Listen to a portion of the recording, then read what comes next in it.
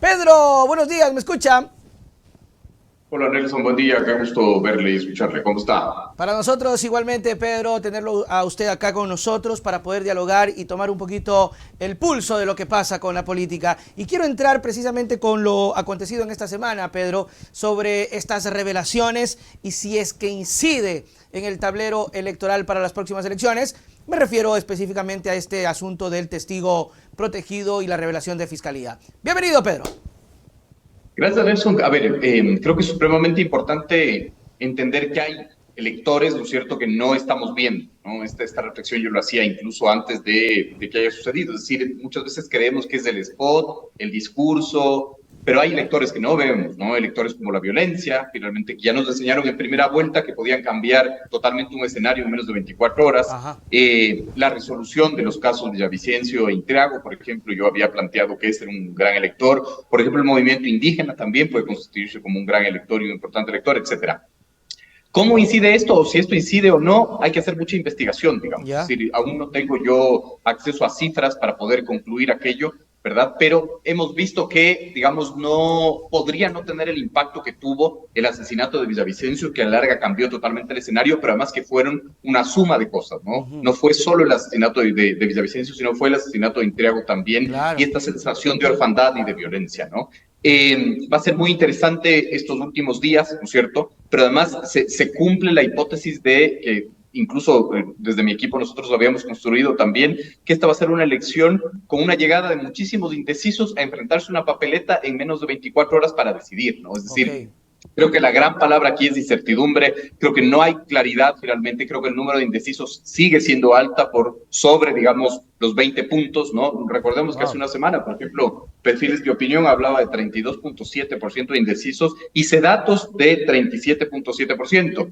Yo necesito ahora ya poner dos encuestadoras porque la gente ya te atribuye y te encasilla en un lado y en el otro cuando usas una encuestadora, digamos, Claro, ¿no? claro, claro. Está tan fragmentada la opinión que uno tiene que equilibrar, ¿no? Pero más allá de eso, digamos, sí, el nivel de indecisión es demasiado alto, por lo tanto, el gran titular ahora es la incertidumbre.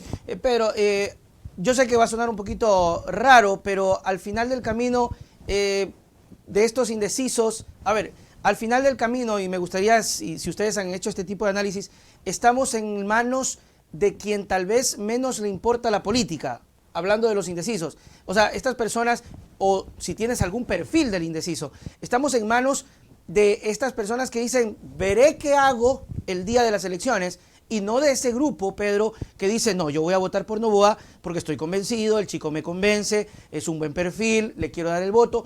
Por último, es de mi confianza. O voy a votar por Luisa, que tiene un proyecto, digan lo que digan, la señora me cae bien, Bueno, este grupo que está definido, bacán. Pero al final del camino, como es una competencia, terminamos en manos de esas personas que ni les va ni le viene. ¿Cómo lees eso, Pedro?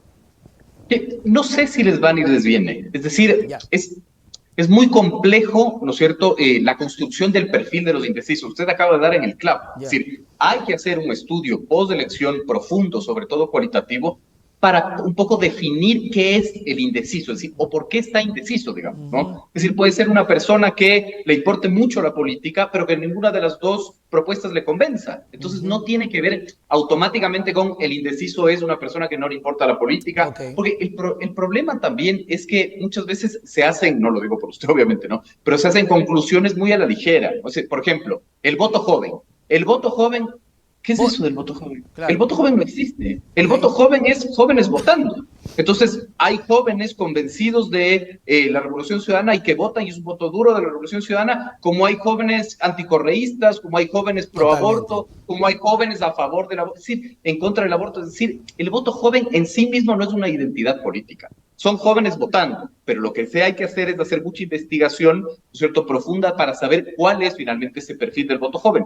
Porque la gente, o del voto indeciso, porque el indeciso, por ejemplo, de Durán, que ahorita tiene una preocupación con relación a los sicarios, ¿cierto? No es el mismo quizás que el indeciso de Quito, que tiene otras preocupaciones, ¿no? Es Ujú. decir, en Quito, por ejemplo, ya rompimos el récord de suicidios comparado con el 2022, que es lo que yo siempre repito. Es decir, la violencia, por ejemplo, tiene un concepto distinto dependiendo de la región donde se mire finalmente, ¿no? Ya. La violencia tiene rostro de pobreza en la Amazonía, por ejemplo, ¿no? Y tiene rostro de sicariato en, por ejemplo, Durán, y tiene rostro de suicidios en Quito. Es decir, es muy complejo meter a todos en un mismo saco. Por eso la investigación post-elecciones, sobre todo cualitativa, ayuda a entender lo que usted muy bien acaba de decir, cuál es el perfil del indeciso.